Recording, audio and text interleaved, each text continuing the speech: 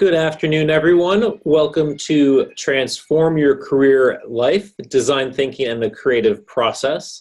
You are in the right spot. We are going to get started a few minutes after noon as we allow some other folks to come in and join us and make sure their technology is working. So sit tight, grab yourself a bite to eat, and we'll get started a little bit after noon.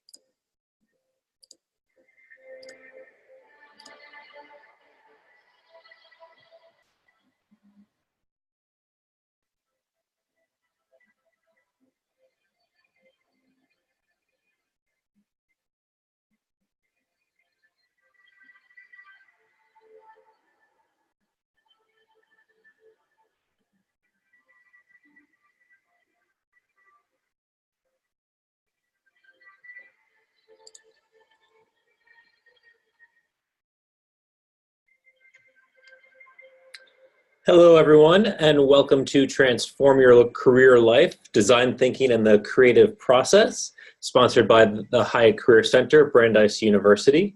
We're going to get started a few minutes after noon here to just let some more attendees find their way in with the technology. Please grab yourself a drink and a bite to eat, and we'll get started just a few minutes after noon.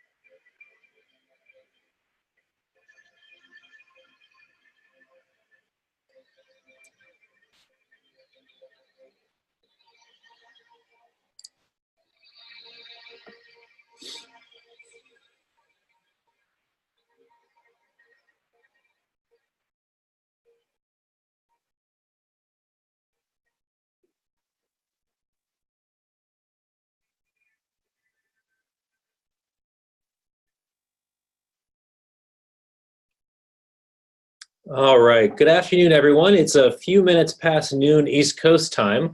We're going to go ahead and get started. My name is John Schlesinger. I'm the director of the Hiatt Career Center here at Brandeis University. Very excited you're going to be here to join us today. We have an exciting presentation for you. Ingrid Goldblum-Block is here. She is a certified career counselor and career coach with 20 plus years of combined experience in marketing and advertising to startups to Fortune 500 companies, counseling and creative thought. Through her business, Mosaic Careers, Ingrid has helped hundreds of people transform their lives and careers and expand their businesses using design thinking principles. So today we're going to talk about learning to leverage design thinking principles and the creative process to meet your career and life goals in this hour-long webinar. As we go through today, if you have questions for Ingrid or things that you would like to address, you can use the Q&A box here at the lower portion of your screen to ask questions. I'll be able to go through and either answer some of those questions or pass those questions on to Ingrid as we get started. But hopefully you are ready to get engaged and ready to transform your career and life. And with that, I'm going to pass the baton over to Ingrid. Thank you, John, and hello, everyone. Happy Friday.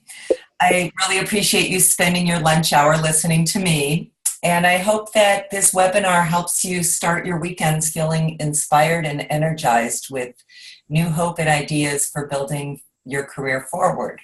So I thought before I got started with the agenda, I would show you some of my artwork and talk to you about how I leverage the creative process in helping clients leverage their own careers and build out new ideas in new and innovative ways. So a couple of years ago, I started thinking about the way in which I create a piece of artwork and how that actually does tie in directly to the process I use when helping clients create and improve upon their careers.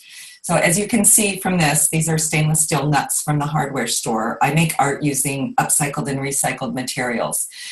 And one of my limited beliefs is that I was never able to call myself an artist. I cannot paint or draw for the life of me. If you saw one of my drawings, it looks like a 3-year-old stick figure. And all the messages I got about artists were good artists could draw. You know, if you think about being in school as a young child, the people that got the attention for their artistic abilities were the ones that could draw. So I had these very limited beliefs about my own creative abilities and didn't really claim that I could be an artist until I was 37. And when I did that, I started using upcycled and recycled materials. I realized that if I could give up what the definition of an artist was and just started doing what I enjoyed, which is taking common objects and grouping them together in new and creative ways and trying to come up with something transformative and surprising. So, for example, here I've made a teapot, which is currently in a teapot museum. I've made unusual jewelry, beads out of stainless steel nuts, beads out of nuts, even sculptural undergarments, which, by the way, are not to wear. It's only art. But pieces like this have ended up in collections, as well as even in the Bikini Museum in Germany. They have a bikini museum. And this all started from just looking at a pile of these little shiny objects and wondering what I could do with them. So when I first look at a pile of these shiny objects, this is sort of my design thinking process, I don't instantly think teapot, but I might look at their properties and I just start with curiosity, which is what could I do with these things? How do they stick together? And I start testing out different things. Do I wire them? Do I thread them? Do I glue them? And in that process, I'll have some kind of eureka moment. So this one I thought, wow, these look like beads. There's a hole in them, and I guess anything with a hole in it can be a bead. So I started researching beading techniques, which led me to learning new ways to adhere the stainless steel nuts. And through this constant feedback loop of experimenting, failing, adjusting, and creating, I got a creative spark and found a solution that works. And so this creative process of curiosity, reframing, prototyping, testing, and discovering is really a skill that you can learn. It can be taught, and it can be used as you're thinking about creating what's next for your career and life. And the first way to start thinking about that would be to think about when you were a child playing with blocks. And I've moved ahead to the question I'm going to ask you next, so you can also think about this question. So if you think about when you were a child playing with blocks, you're experimenting, testing, revising, and all along the way you're having fun. If you think of kids building, they probably will stack the blocks as high as they go until they fall down, and then they'll make a better base. And they keep learning as they're going. So they don't start out with an idea that they have to have the most perfect sculpture. They're just playing, revising, and learning. And that this is a process that I'm going to walk you through for the next 40 minutes or so. So how are we doing on this poll? I feel stuck in some part of my work or life. So it looks like, give folks another couple of seconds to finish voting. So it looks like folks are in the right place. A bit over 90% report that they feel stuck somewhere in their work or life. Well, I want to talk to those 10% who aren't stuck and figure out what they're doing right, because I'm always getting stuck, finding a way to get unstuck, getting stuck again. So thank you for joining me, and I hope that I will leave you with some tips for getting unstuck. So to those 92% that are feeling a little stuck, I hope that this webinar speaks to you. So what we're going to do today is I'm going to help you start thinking like a designer so you can get unstuck with your career. And if it's a life thing, then just substitute the word life with career. But I think they're all hand in hand. I'll be drawing upon my own experiences as a career counselor and coach and advisor, and I've already shown you a little bit about how my artistic process works. And I'll share with you some client stories that I'm actually working with right now, real time, so you can learn how this process is working. And then I'm going to draw upon two books that I really enjoy reading. I think they're great, and I'll put them up at the end of this presentation. One is called Designing Your Life, How to Build a Well-Lived and Joyful Life by Bill Burnett and Dave Evans. It's all the rage right now. It's that blue design thinking book. And another is a little obscure book called Your Life is Art, and that's by Robert Fritz. So I will say that some of the material in my agenda, and I will reference it, has been taken from their ideas. And then I'm going to walk you through the stages of this creative process. And as I'm weaving in stories of my own and my clients to illustrate points, I will make sure that you leave with some clear action steps and immediate homework you can do to get yourself unstuck, especially if you want to start exploring this way of thinking about your career and your life. So let's get started. So the formal definition of design thinking is here. I won't read it to you, but it really is an approach to problem solving that involves breaking down the problem, generating ideas, creating experiments or prototypes, testing and reframing, and then starting again and again with new insights, ideas, and information based on the process. The key is that this is nonlinear, it's iterative, and it requires action. So you can't just think your way through it. You have to do it to get the feedback and get a feedback loop going for you to then reframe the problem. And for those of you who are very sort of step-by-step in your thinking, it might seem a little disorienting. So at the end, I'm going to give you a step-by-step map of how to do it in a little more structured way that could also help. But just know that this is one of these things that is not linear, and sometimes two things are happening at the same time, and it's a constant feedback loop, just like building blocks. So the actual stages of the design thinking process, here's my little mini noontime lecture of what design thinking is exactly, comes from the design school at Stanford. And what they did is they concretized the design thinking process into 5 steps. And as I was saying before, it's really important to note that these stages are not always sequential, and that some of the stages run in parallel or even out of order, and they're repeated in an iterative way. But the ultimate goal is to get as deep an understanding of a product and its users as possible. And in this case, you are both the user as well as the product, because the product is your career or your life. So if you think about yourself as the user, and the product you're trying to create or design is your life or your career. So when I work with clients, the process always starts with someone coming to me with some kind of problem. So what do you think your problem is at the moment? Why have you tuned in right now? And you don't have to put that into the chat box, but just think to yourself, what is it that you're hoping to get unstuck about? And then my process is I empathize with the client to really get to know them. And this is a stage where you might do a self-assessment. We'll talk about this more later, but perhaps you've even worked with the Hiatt Career Center to do this. This is the stages where you're identifying your skills, what you've enjoyed using, your interests, your values, really taking a good look at sort of what makes you tick. And it also looks at stories that you tell yourself. So as you're defining the problem, we all have these thought tapes that can be self-limiting beliefs. And it's important to get them all out on the table and look at them head on in order to then design what's next in your career. And from there, I'll brainstorm and ideate different career life options, gather a list of questions, and then create a series of prototypes to be able to test. And what's great about this is that once you get out of your head and start testing and asking questions and talking to other people, you're either going to get more energized and new ideas will come, or it's just going to fizzle and it'll be gone and it won't take up brain power. And I think one of the things that's important to note is there's probably things you've been thinking about and ruminating about for years. and it's taking up space in your brain. And until you take a step towards answering those questions, it's just going to sit there. And so this process can really help jumpstart that. So here's a few of inventions that, and think about what they might have in common: the pacemaker, the microwave, Coca-Cola, Velcro, artificial sweetener. You can read the list.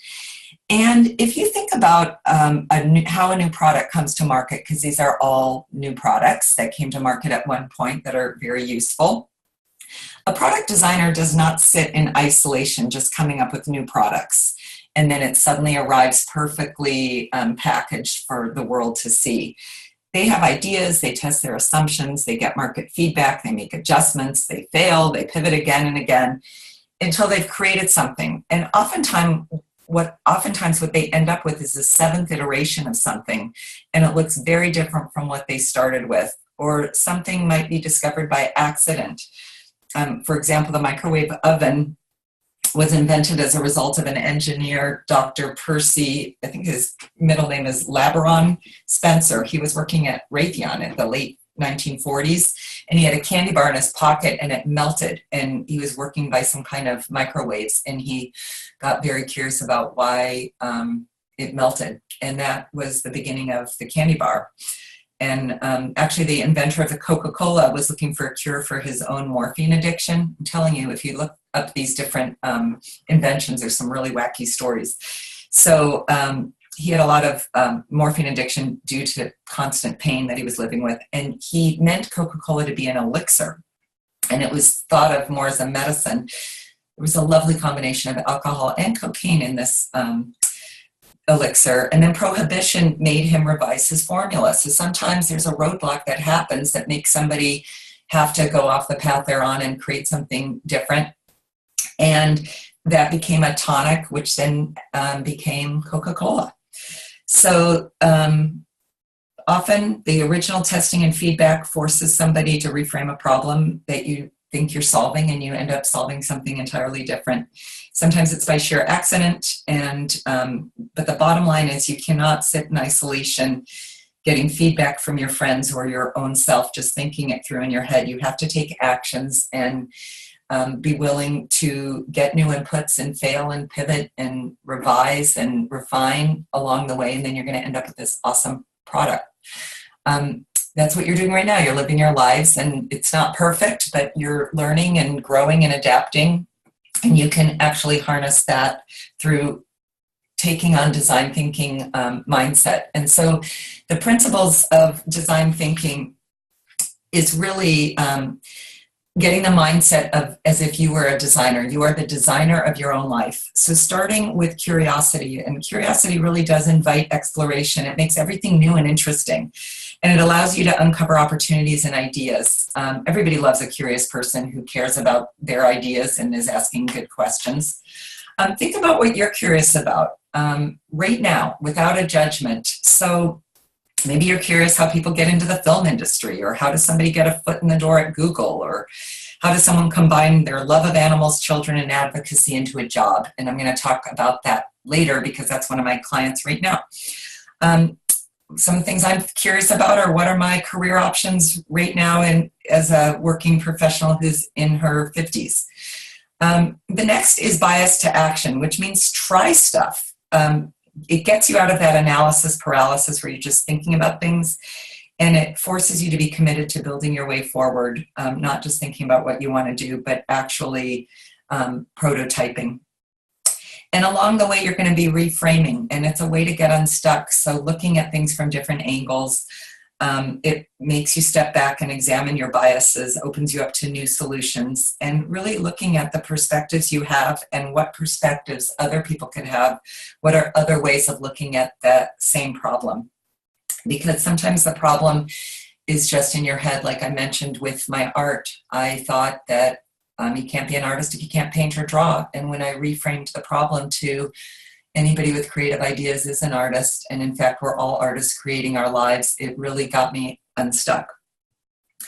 And finally, this awareness that this is a process and that you have permission to fail, and you don't have to have the answer before you can get started. And then the final thing is getting input from others. They call it radical collaboration because you are deliberately going out to get other points of views. You're not just talking to your friends who think the way you do. So let's do our next polling question. And I've sort of given you my view of it, but I really want to hear from you. Do you currently think that you can't take action before you have a clear plan?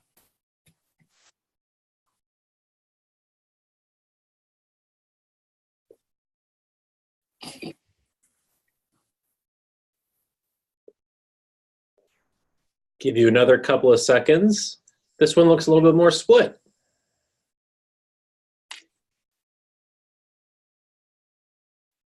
All right, looks like most folks have voted. Let's go ahead and share these results.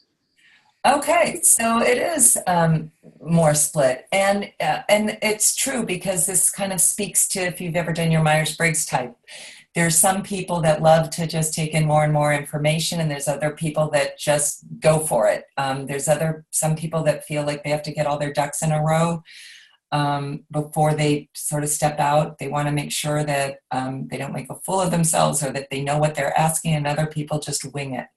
So, oh, that's interesting. Sorry about that, everybody. And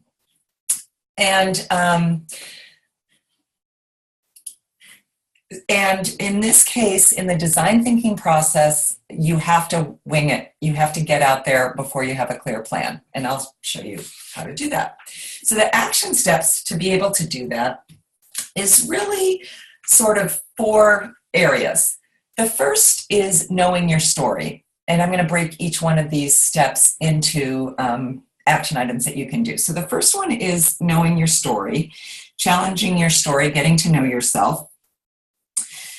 And from that, you're going to start thinking like an artist. You're going to start asking what-if questions. Generate questions to be engaged in the world and see what happens. So you're going to generate questions based on sort of the story you're telling yourself, and then you're going to go out in the world and you're going to get new inputs. So out of your own way, out of your head, and see what happens as you're engaging. And then you're also going to brainstorm alternatives to how you're thinking about your problem. And as I mentioned earlier, even though I have a nice visual stair step, this isn't always a linear process. You might be thinking of your story and brainstorming and getting inputs and generating questions and brainstorming again and revising your story. So all of these building blocks can be moved around. So let's start with getting to know your story. So I think that this is a great model. It's the 4 C's model, and it was developed by Kathy Robinson. She's another career professional in the Boston area, and her business is Turning Point. And I've been using this model for years. I think it's fabulous. It really helps you look at what topics give you joy. What are you good at and enjoy using? So I'm really good at project management. My early career was in advertising and marketing. I worked for Saatchi & Saatchi Advertising, and I had to do a lot of project management, which meant it was herding cats, basically, getting a lot of people to get me information on time and on deadline who didn't work for me and deliver in these high pressure environments where the things were always changing. So the client was pleased. And I was really good at it, but I was really stressed out. And I decided that it was a skill I had I didn't want to keep doing. So really separate not only the skills you have, but the skills you want to keep using. Your community, who are your ideal coworkers? What kind of work environment do you want? There's a lot of questions around this. And then the final part is critical factors, because we can sit and brainstorm all we want, but if you have certain lifestyle needs, you have a sick parent, certain income that you have to get, that has to be taken into account. At the same time, oftentimes people will use those critical factors as a reason why not. I can't go look at this because I have too much debt, or I can't do this because I have young children, before they've even explored. So really try to stop the I can'ts before you get to know your story. The other way to do this is to really look at what the Career Center at Hiatt is currently offering in terms of self-assessment. So some of you might have taken a self-assessment when you were at Brandeis, others maybe as you've been thinking about your career, but if you've never done one, it's a great way to get to know yourself and launch this process. John, can you chime in, please, and speak about what the Career Center offers to the different people that might be on this call right now? Yeah, absolutely. If you are a graduate of the alumni program, of the undergraduate program, and are an alum of Brandeis, you have access to Hiatt for life. So you can access all of our resources online. You can schedule an appointment with one of our staff. We have an online assessment that you can take that's called Type Focus, which is a great resource to learn about your personality, your interests, to start giving you some of the vocabulary to talk about kind of who you are and what you're interested in. You can also come in and meet with one of our staff to talk about the assessments in Type Focus. We also have staff that are familiar with the Design Your Life principles that we're going to be talking about a little bit more as we go on. And so you can connect with a staff member to talk about kind of who you are, what you're looking for, and where you're going in a lot of different ways. Thank you. That's great. I think I need to re-register at Brandeis. And as John mentioned, we're following up with somebody who's familiar with the Design Your Life principles is part of the process, not going it alone. And so I'm going to be throwing out a lot of new ideas to you, and I don't expect that you're going to be able to put it all together at once. It should just spark new ideas and other things you want to learn and read about.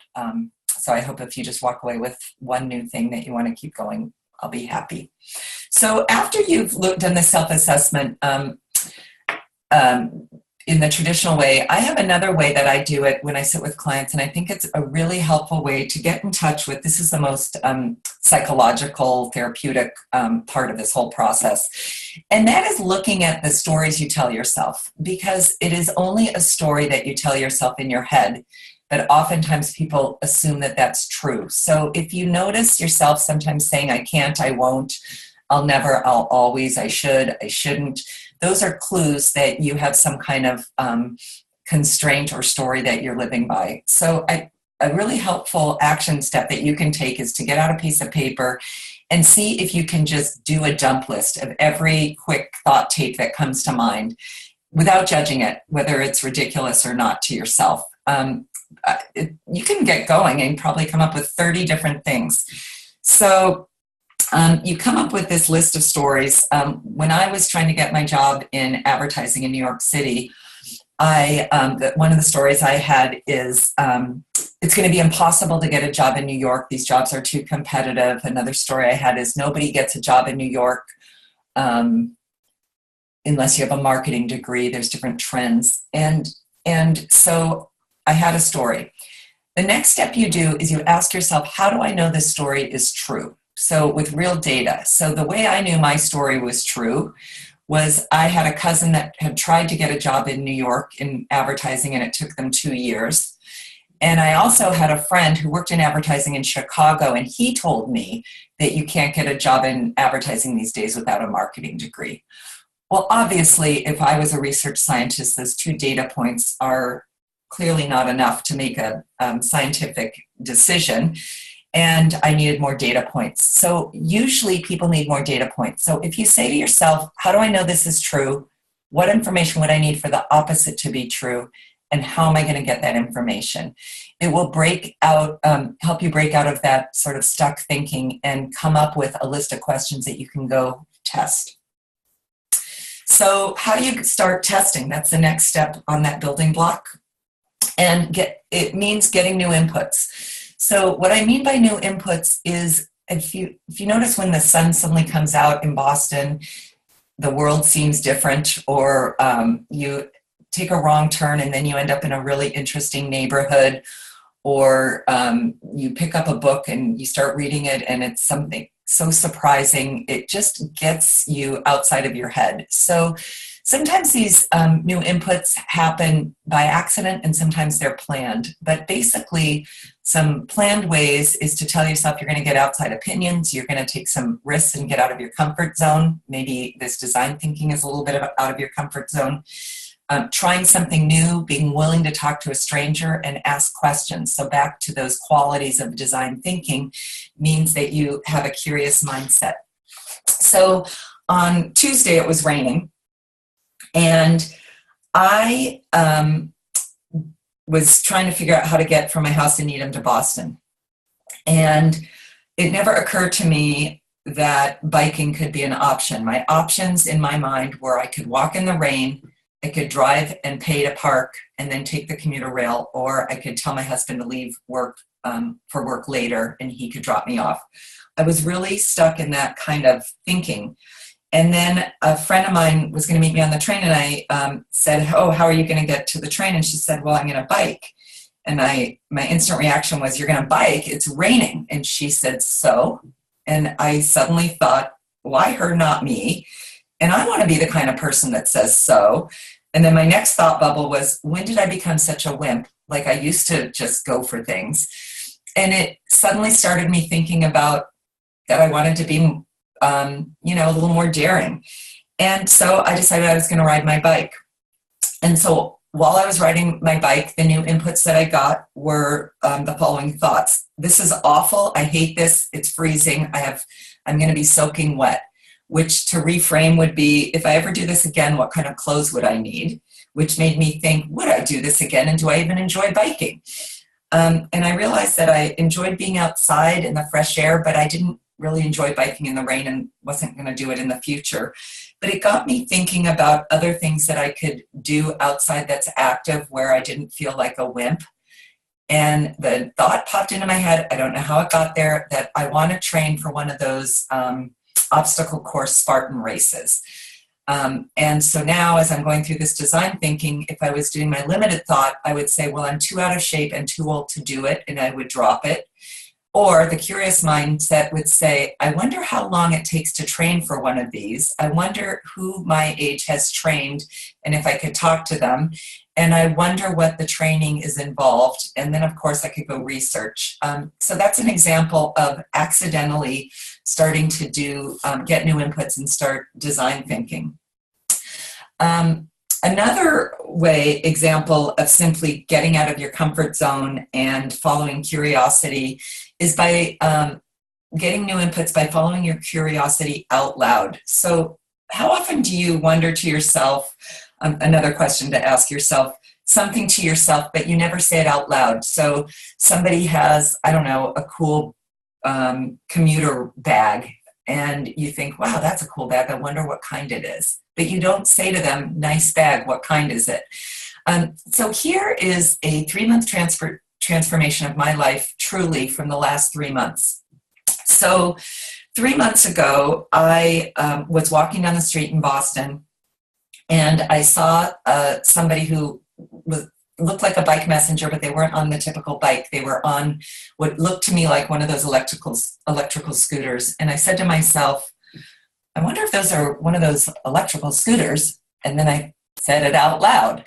And I turned to this stranger and I said, is that one of those electric scooters? To which he replied, yes. And I had another thought. I wonder how much one of those is. So I asked him, and that gave him permission to ask me for directions. And he said, how do you get to 50 Milk Street? And I pulled out my phone and I pulled up 50 Milk Street, and I remembered that it's the Cambridge Innovation co-working space. And I had a client that had worked there and was there that I had met once 2 years before. And so I suddenly made this brain connection from this random talk with a stranger that this co-working space existed. And I wondered if the client was still there. And I actually reached out and said, I'm in the neighborhood. Do you want to have a quick cup of coffee? And we did, and reconnected. It's not on my transformation. And then on my way out from the client, I needed to use the restroom. And I popped into the cafe that was attached to this innovation center. And when I came out of the bathroom, there were all these really cool 3D printers and laser cutters and all these cool things that had been made. And there was this big sign that said Fab at CIC. And I thought, what is this place? And I stood there at the door wondering to myself, what is this place? And that is when sort of that angel and devil got on my shoulders. And I'm an extrovert. Usually I have no problem talking to somebody. But the angel in me said, don't you dare open that door and disturb people. Don't be a bother. And the other part said, it's inviting me to open the door and say, what is this place? And what's the worst that can happen? They don't know you. You can just close the door. So I opened the door. And from there, things happened exponentially. I asked what the place was. I learned about this co-work space for people that love making and fabrication. I learned you didn't have to belong or be part of the building. I learned about a whole new working group where people are using biomaterials, using the reuse and waste of Boston to make different kinds of plastics that they can then 3D print and laser cut. And it instantly tied back into my art because I use recycled and repurposed materials, but it had never occurred to me to use things like coffee grounds and orange peels that they're using.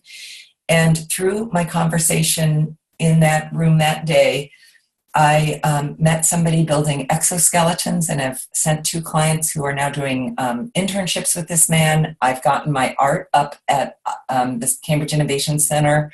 I have 4 pieces up on their walls. I've given lectures, which prompted me to do my website. And I finally in January said, what if I actually got office space there and started seeing my clients in this cool innovation space? And because of that, I'm continually networking. I'm learning about new sectors, startups. It's really increased sort of the pipelines that clients are getting in terms of networking. And my business has expanded, and I'm suddenly in career reinvention. And all of this is because I asked a bike messenger a question and I had to go to the bathroom in a public place. So none of that would have been obvious to me at the time, but I did start engaging in the world. So how do you start creating these patterns and possibility for yourself? How do you take sort of these disparate parts of you, little inklings, ideas, and turn it into a beautiful mosaic? Which is why I call my business Mosaic Careers, because you can combine your life in many ways and still have a beautiful life. So one way comes directly from that design thinking book that I mentioned, and it's called Odyssey Plans. You create 3 lives, and you think about your life 5 years from now. And if this piques your interest, there's wonderful downloadable templates you can get on the Designing Your Life website, and they can walk you through this. So this is just to sort of whet your appetite. But what you do is you look at your life and imagine it 5 years from now. So if you currently stay on the course you're on in your life, in your work, what do you think your life will be like 5 years from now? What are the things you need to do to expand 5 years from now? And you start filling that out. The second life is if your current plan is no longer an option. So if career counseling and coaching no longer existed, nobody wanted my services, what would I do instead? So it's sort of your fallback plan. And then your third one is that thing you would do if money and image was not an issue, your crazy, wild vision. And by doing all 3, it helps you start generating questions and ideas, and then you can start testing.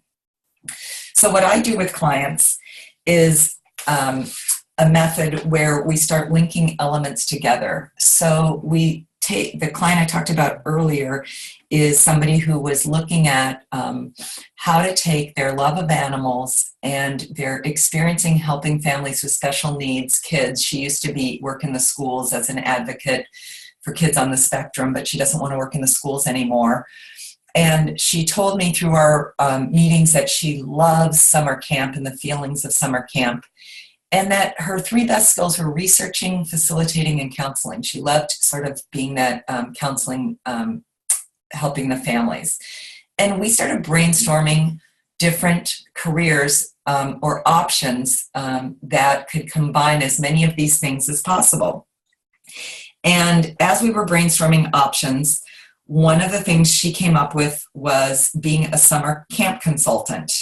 She knew that there's people who help families find the right camps for their kids. And she thought if you're a family with special needs children that they'd need extra care and information in choosing a camp. And then she said, I wonder if these even exist. And then she started thinking about what are there therapy camps that actually use animals to help kids with special needs.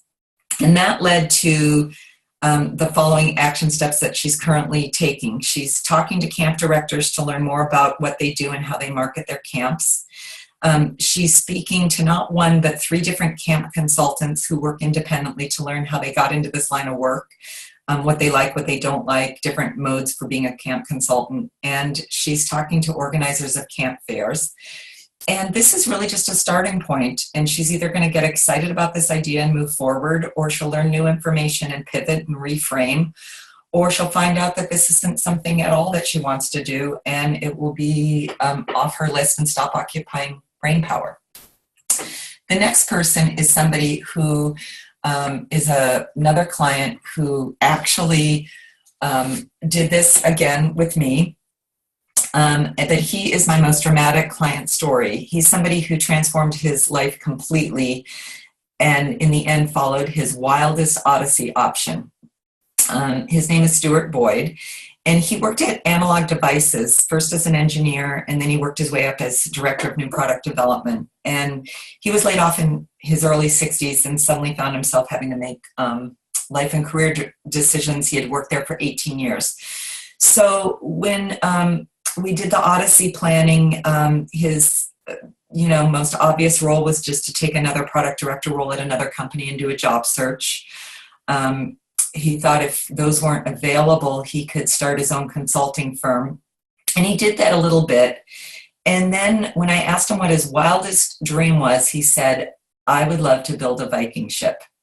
And as soon as he articulated his crazy idea, I asked him if he actually did this, what would be the necessary steps. He was catapulted into action. He met with a boat builder in Gloucester who knew traditional boat building techniques. He traveled to Denmark and he met with a museum who had a Viking ship replica.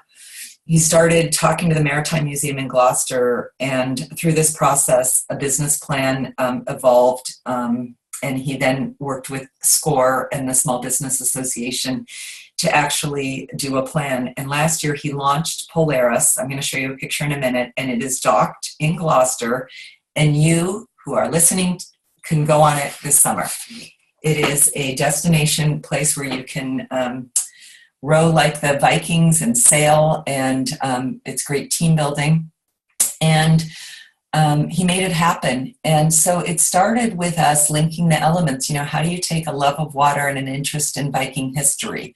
What are the jobs that could come out of that? Or what about a love of water and team building, or working with your hands in boat building? So we started combining different options. So you don't always have to combine all 6. You could start with 2 or 3 and brainstorm from there. And so what's important, and this goes back to that first question that I asked you all, is that the creative process has to be a combination of good design and execution. So the best design, you could sit and think up the most beautiful blueprint for a house, but if you don't build the house, the blueprint just sits there. At the same time, if you're executing in a way that you're not going back to your design and refining your plans, you're only doing half of the puzzle. So the creative process really says that design and execution have to work hand in hand, and you do start executing before you have your perfect design in place. So it really does get you out of analysis paralysis. And so what I think the best way to do this whole concept that I've been telling you about today is to help you really look at this structural tension chart as a model for putting together what you want to put into place. So what you can do is take your current reality, and that goes back to that step where you're having to look at yourself, do a current self-assessment. What are the thought tapes you tell yourself? What are your limits? Really looking at what your current information is, And then what is your goal and what is your vision? So when Stuart was looking at his current reality, he knew that he knew how to build a kayak from plans. He had been to Denmark on vacation, but he hadn't been there really on a research trip. And he had a friend who worked at the Maritime Museum. And he also knew he had severance for 6 months. And he also knew that his wife was not at all on board with this crazy idea. He also knew he had no ideas of cost, time, or how to market things, or how he could make money. So he set his goal and vision, and his goal and vision, rather than simply saying, I'm going to create a Viking ship, he really thought about it and put some concrete parameters around it. So it was, I want to create a replica Viking ship using traditional boat building methods. And my ship will be housed in Gloucester at the Maritime Museum, and I will have 500 visitors a month and only work 4 months a year. And then he started putting all the action steps to make that happen. He thought about what he knew, what he didn't know. He thought about the questions he needed to ask, and he just started with a simple question, which was, I'm going to go talk to a boat builder and find out what's involved in building a wooden boat the old-fashioned way. And that led to other questions. He decided he would meet with, one of his action steps was meet with the Small Business Association and start working on a business plan.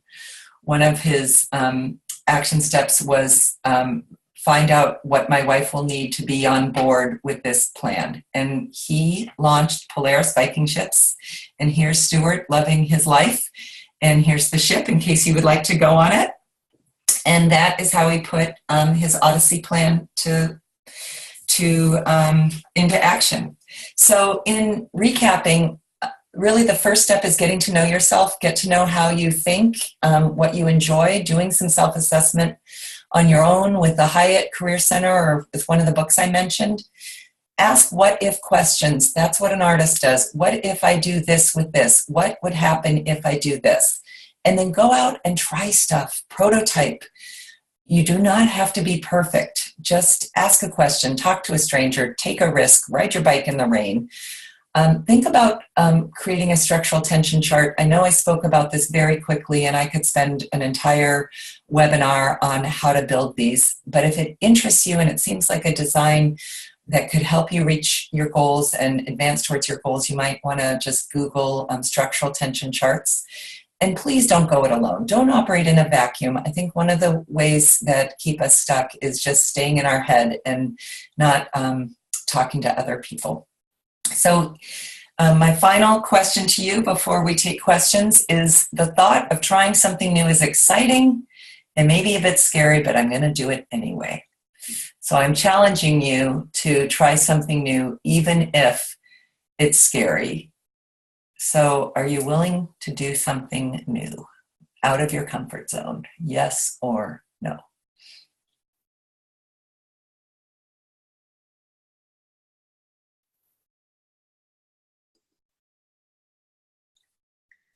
And as we're wrapping up voting, if you have questions for Ingrid, please go ahead and type them in the Q&A box at the bottom of your screen, and we will start to address those as we wrap up.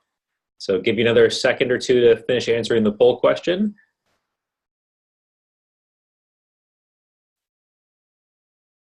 All right, it looks like we have most people who have voted. Let's go ahead and share this result. Yay! All right, there's some shifts. So I am excited that you're willing to try something new. And for those of you who said no, this is your life. You can build it any way you want. And hopefully at some point in the future, you might want to step out of your comfort zone and take a risk and try talking to a stranger or try something new. Here are the two books that I'm recommending. And my webinar will be available after posted and on the archived webinars. And John, do you send out this if anybody wants it? You're also welcome to reach out to me at mosaiccareers.com, and I'd be happy to send you a copy, or if you had additional questions that you didn't get to ask. Yes, if you want to go to the next slide, you can see after this webinar is concluded, we will have a satisfaction survey that gets sent out. for you. We want to also remind you that if you're a Brandeis undergraduate student or alumni of the undergraduate program, you can call and schedule one-on-one appointments in person, over the phone, or via Skype. And you can call our front desk number to schedule that. Or if you still have access to your Handshake account, you can schedule an appointment right in Handshake. And Ingrid, if you don't mind going to the next slide there. So we encourage you to get connected with us. That's the link. You'll find all of our archived webinars available online on alumni.brandeis.edu/careers/events. And we encourage you to check out all the different categories. You can connect with us on LinkedIn, join the Brandeis Career Connections group on LinkedIn, and you can stay connected with Hiatt. We've got a couple of questions that are starting to float in, but please enter your questions in the Q&A section for Ingrid. The first question, Ingrid, that came in comes from Michelle, and she's starting a coaching business. She just finished a course, and she wants to know a little bit about how do you go about getting your first clients and knowing what to charge, etc. That's a great question, and I'm happy to address this more broadly, because what you're really saying is, I'm curious about how to build out my business. Who do I know who I can talk to who has done it before? So I think one of the first things to do is to see if you know other coaches that are actually working as career or life coaches, to do some informational interviewing with them, to benchmark. I don't know if you're living in Boston or somewhere else, to benchmark those questions. So what's the typical ranges people are charging? How did you get started with your first clients? I got my first clients, actually I was doing an internship, and through referrals, I found ways to network, and without getting too specific, because I could go on and on about how I built my career business, it really was through networking and asking questions. Did I answer the question? John? Yes. Okay. Yes, she says that it does. Okay. To somebody who asked, so the Hiatt Career Center is only open for graduates of the undergraduate program. So if you attended a graduate school, you can check out the graduate school resources, the Graduate Career Center, for whichever school you were a part of. Other questions for Ingrid. I was wondering if, Ingrid, you could talk a little bit more about, are there additional resources that you recommend clients be thinking of as they're thinking about how to kind of begin this transition? Yeah, so I, as I mentioned, have started at the Cambridge Innovation Center, which it's like working at a Google. I didn't even know this existed. And through that, I'm learning that Eventbrite has free events every night of the week all around Boston on every single kind of topic. Last night I went to an open mic night that ended with opera from one of the schools, and tonight I'm going to the Venture Cafe, Cambridge Innovation Center in Cambridge, which is an art music night for the Japan Society. So one thing you could do is just get on to these Eventbrite and see if there's any topics, discussions, things that interest you, that you'd have fun doing, and you're going without a goal. Just it's something new and different. The other is, if you wanted to start getting out of your comfort zone, the Venture Cafe you can get on their mailing list. It meets every Thursday from 3 to 8 in Cambridge, and it's a wonderful networking opportunity for people that are interested in innovation or startups. But even if you're not, let's say you're just working in traditional consulting or finance or as an accountant, you never know who you're going to meet, and they also have free mentors that you can go talk to about different business ideas. Those are just two ideas to sort of jumpstart, but other things could be as simple as make a goal this week that you're going to take a different route home, or you're going to try a different restaurant, or you're going to ask somebody at work for coffee that you think are interesting but you've never really gotten to know on a personal level. It's some of those little action steps that can really help you generating new inputs. But and then the other final piece is, if you don't see yourself as a creative thinker, grab a friend or somebody you do know who's great at brainstorming and put your 3 things. Like, I would love to figure out how to work with baseball, food, and travel. And just sit and start brainstorming ideas of combining those 3 elements and see what comes up, and then start testing those questions. And that's how you build your life forward. I love that, because you're talking about, being open to kind of small possibilities, right? Mm-hmm. And one of the questions that came in from someone was advice for introverts who might have a hard time doing some of the bigger activities Mm-hmm. that you're talking about. Right. So even for an introvert, like to me, a small activity is looking at the stranger on the bike and saying, is that an electric bike? But for an introvert, they might not want to talk to a stranger. So just getting new inputs by taking a walk a different way. This doesn't help you get out of your head, but it does help you maybe start thinking things differently. Like I mentioned, maybe going to one of these events, even if you're not going to talk to anybody, just to enjoy it and get new sights and sounds and smells. And maybe it takes you to a different part of the city or wherever you're living.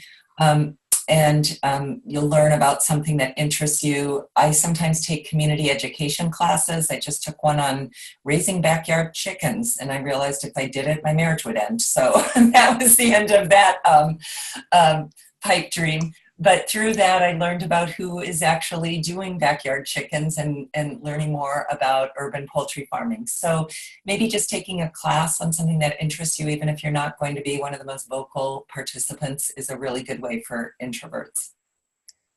Wonderful. We had one other really specific question, which was, can you go back and repeat the reference for the 4 C's? Yeah, so I don't know if she has it online. I can ask her if she would allow me to share it with John, who could share it. But it's Kathy Robinson from Turning Point, Boston. Where did I have that? Sorry about this, making everybody dizzy. Yeah, it's a 4 C's model. And Kathy Robinson of Turning Point has a wonderful blog with all kinds of career advice and interesting things to listen to. She talks about the gig economy and different models for career change.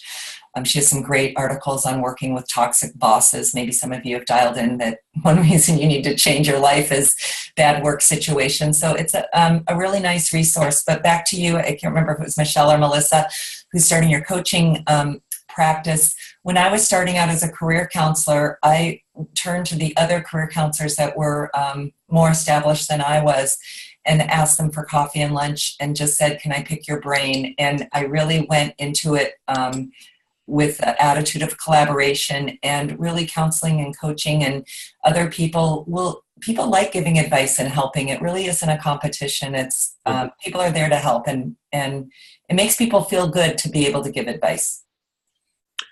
Well, and I'd like to thank you, Ingrid, for taking your time to help and give your advice here for the Brandeis community. This has been a really nice presentation. Afterwards, we will have the presentation online where you can download the slides as well as go back and rewatch it if there were other parts of it that you were interested in or you didn't get to, as well as you can find Ingrid's contact information in the slides when we share them. So I wanted to say thank you again very much. As we recap, you'll get a quick survey as we log off. We'd really appreciate it if you would fill out the survey and let us know how the program is going, and if you have suggestions or ideas for other topics that you'd like to see us present on from the Hiatt Career Center. So thank you very much. Have a wonderful afternoon. Thanks for joining us. Thank you, John. Thank you, everybody.